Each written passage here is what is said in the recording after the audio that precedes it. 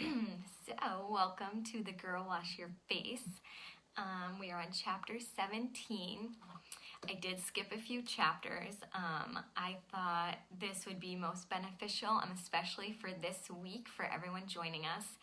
So if you're new to this group for this week, or the 10 days, we've been using the book Girl Wash Your Face as some personal development in here. Some of the girls are reading it on their own, some have read it or listened to the whole thing, and some are just kind of watching the summaries of the videos. So I'm going to be talking about chapter 17. The lie that she labels all the chapters as a lie that she believed, and then that she worked through. So the lie for this chapter was, I am defined by my weight.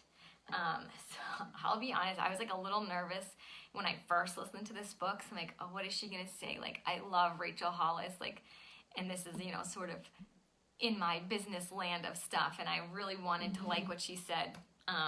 And she delivered. Totally loved everything in the chapter. So things that she talked about at the beginning, what she had, a relationship with food where she used it in an emotional way. So she used it when she was stressed. She used it when she had a lot of like family issues growing up, and she grew to use food for that. So some of the thoughts she had in the beginning, she said, excuse me, food has never let me down. So that was kind of how it started, I think, with her, that the people around her were letting her down, but food was always like a safe place or a safe thing to go to. And she really started, I think she said she was about 16, she started feeling like the weight, her weight defined her. So it wasn't just like a part of her, and maybe some of you feel like this right now, where you have in your past, like she felt like her weight was like the most important aspect of her. It was like what she was like hyper focused on that. And then, okay, so she was overweight, I think, as a child. And then I think she talked about that she had mono at one point and lost a ton of weight. And so she saw herself differently. She saw herself as a skinny person. She had always thought growing up, like, skinny people, if you want to have a happy life, you need to be skinny. If you want to get married and have a good job, you have to be skinny. These are like things that she grew up believing. So when she lost the weight from mono, she was like, I did it, like life is going to turn around. She quickly noticed it didn't, but I think that that thought was always there. So she lost weight and she wanted to stay skinny. So she said she basically just didn't eat a lot. And she was always hungry. And then her weight did, like, I'm sure a lot of you can relate to this, the up and down, the roller coaster of dieting. She said she tried like everything. She tried Atkins, she tried, I don't even remember all the names of things. I don't know them all. Slim Fast shakes. She said she tried everything. She felt like she tried everything. And it was always the same thing. It was, she was heavier, she lost the weight, and then one thing would set her off. She'd gain the weight, then she'd go on a different diet, she'd lose the weight, one thing would set her off, she'd gain the weight, and when she was losing the weight, she was never doing it in like a healthy, balanced way. She said one time she tried, her and her roommate did, my notes are down here, that's why I keep looking down, diet pills and Slim Fast shakes, when they were living in college, I think. And she said it worked super well. She loved how she looked in her jeans, but she felt like crap. She said she was hungry all the time. She was jittery. And she told this one story. I'm laughing. It's not funny. That there were like, oh my God, I'm going to forget the animal. There were like two iguanas. There were two iguanas outside her window. And she had this like paranoia thing going on with the lizards, and her roommate came home. Basically, she was like staring at these lizards for hours and thought they were like taking over the world, or that she was the only one left in the world. They basically realized she was having like a paranoia episode thing, and that was, I guess, the number one side effect on the diet pills. So she realized right away, that was like, they finally looked at the label and realized, okay, this is not like a safe thing to be doing. So she went off the diet pills, but then she went back to that cycle of like the weight coming back, She said she tried cleanses, and then that one mistake, like she would be at a birthday party and eat cake, and then it was just all downhill. She's like, well, if I ate the cake, I'm sure some of you can relate to this. Well, if I ate the cake, I might as well eat the chips, and then I might as well eat the cookie, and I might as well have 5 more drinks, and I might as well have another piece of cake, or I might as well finish the cake. So she really talks about that cycle, and that just kept happening for a lot of her life. Side note, because I'm talking about the like one thing setting you off, I think especially you ladies are doing the 2B Mindset, the nutrition program right now. I have seen almost all of you mention this at one time or another, how like you, so a big part of the program is basically like, it's a lifestyle program. So you can have a treat, enjoy it, not feel guilty, and move on. And that's like a huge part of this program. And some of you are in different places with that.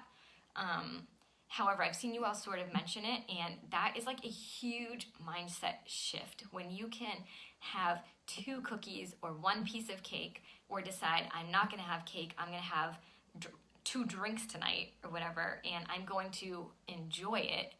I'm not going to feel bad about it, and then I'm going to move on. That sounds so simple, and some of you know how big of a deal that is. Like when I see you ladies write stuff like that, I'm like, yes, they get it. Because then you're not going to hit that dieting up and down when you realize, one, you're not feeling guilty or shame for eating, which we don't want to do that. And you're not going to roller coaster the wrong way. You're going to get right back on track.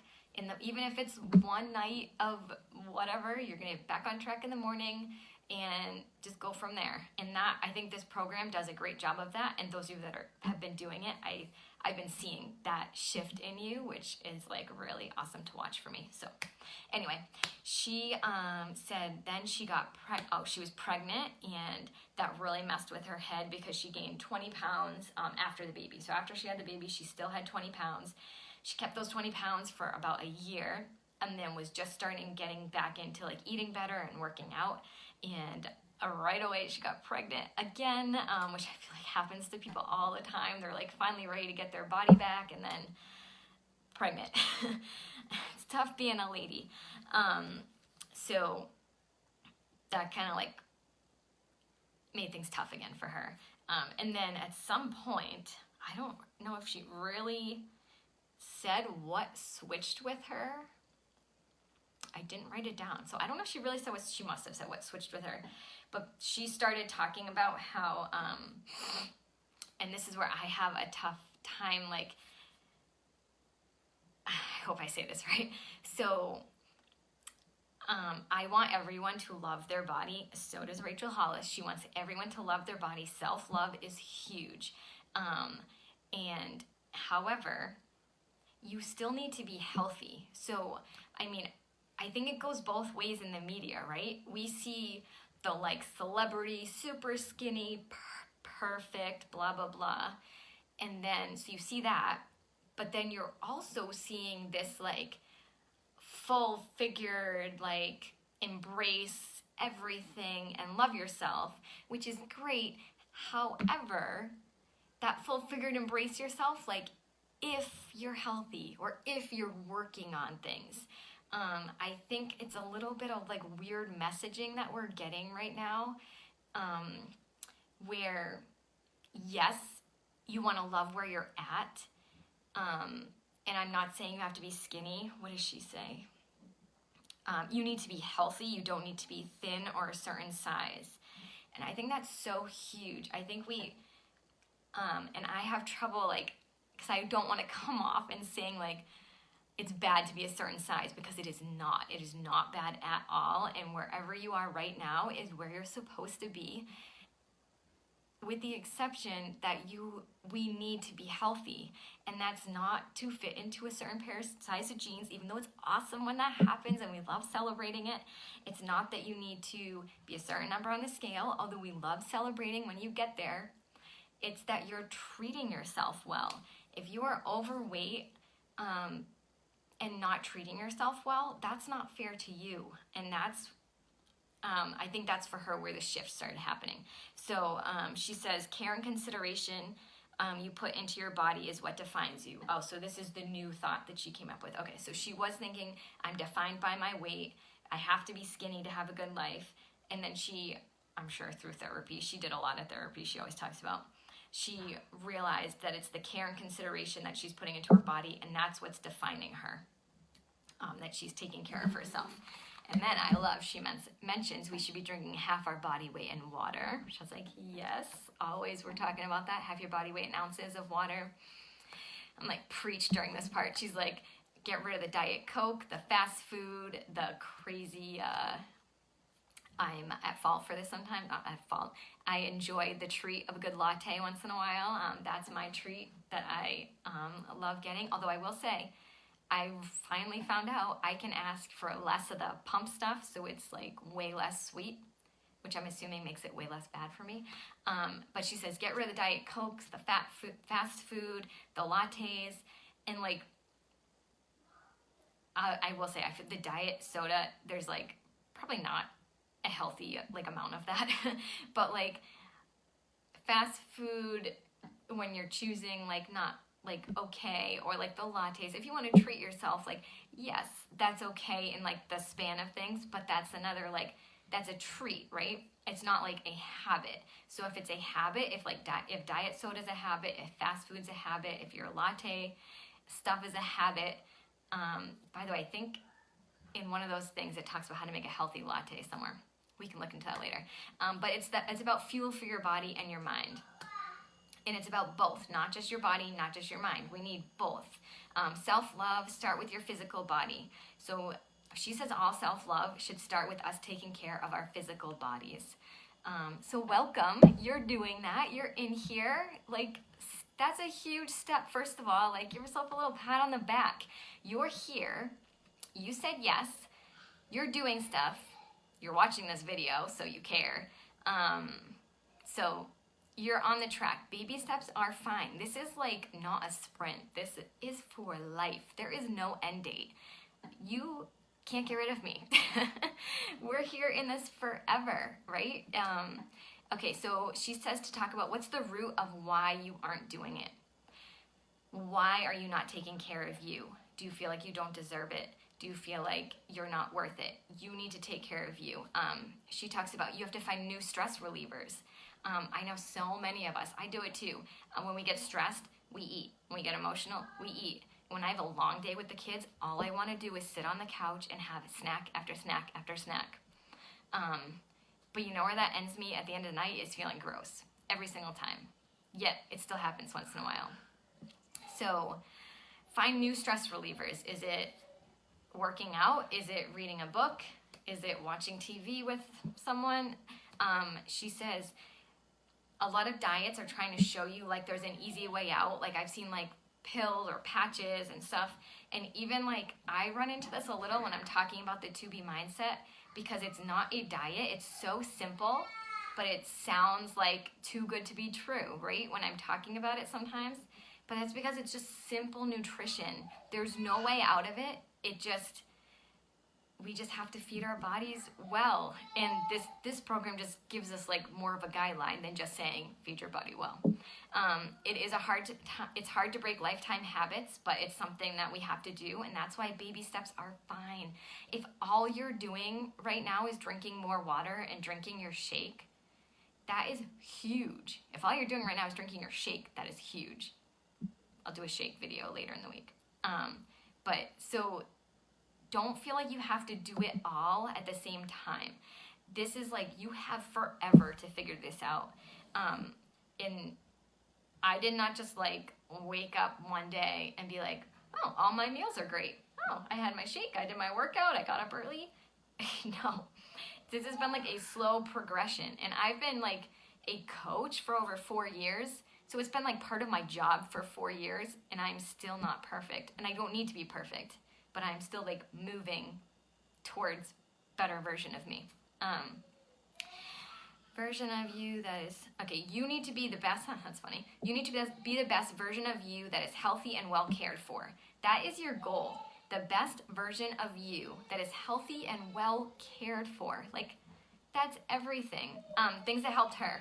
Henry's crying upstairs. Mantras. He told me to come downstairs into this video. Mantras. So listen to your thoughts. I guarantee you have negative thoughts playing through your head about your weight, your body, what you're feeding your body, everything. So pay attention to that. And if you need to replace them with things, I am in control of my eating. I am becoming a person who is in control of my eating. I am becoming a person who is in control of my thoughts. I am beautiful. I am great. Any of those things.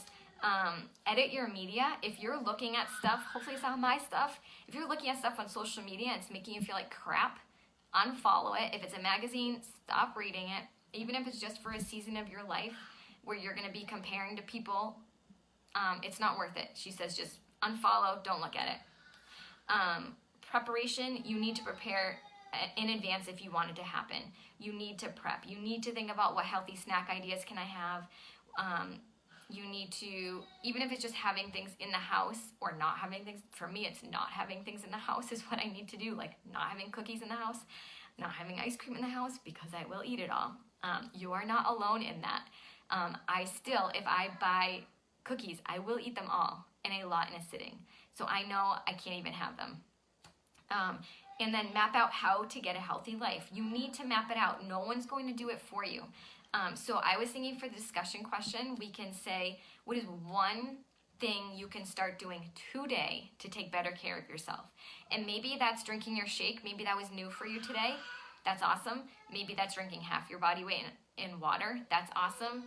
For me, I'm focusing on getting up early and finally getting my quiet time. That is going to help me so much. So I'm going to go upstairs because the toddler is crying because he's strapped into a high chair. And I can't wait to see what everyone says. And I hope everyone's having a great week. And that was chapter 17 of Girl Wash Your Face. Bye.